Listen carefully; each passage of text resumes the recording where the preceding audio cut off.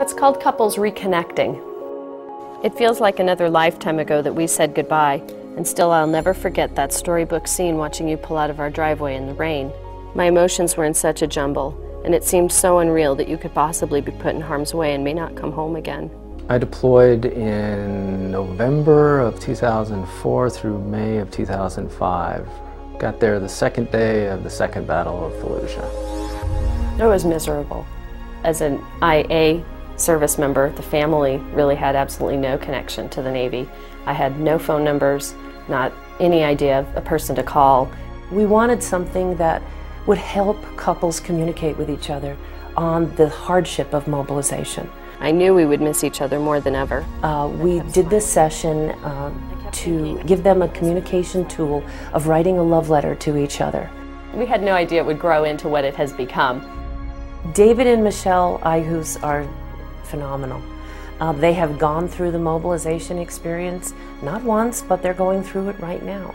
David is on active duty. Each time I started getting all oorah, I would call and speak to you on the phone and listen to you tell me about little Alexander's struggles with me being gone and your difficulties keeping our family functioning during this unusual time in our lives. Alex was 4.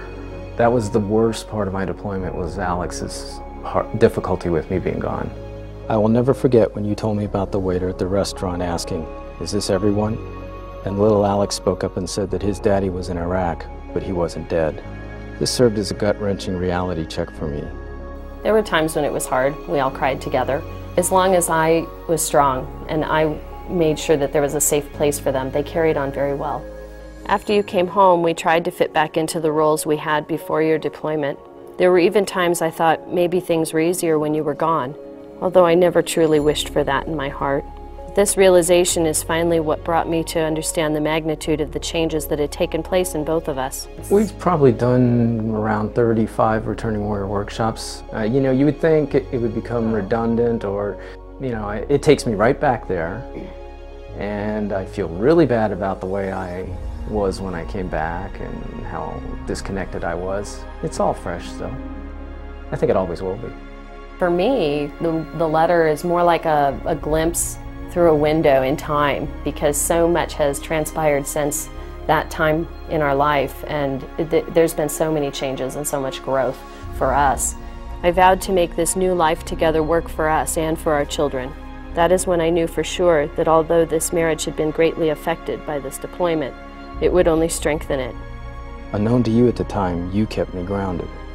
Unknown to me at the time was how truly difficult all this had been for you.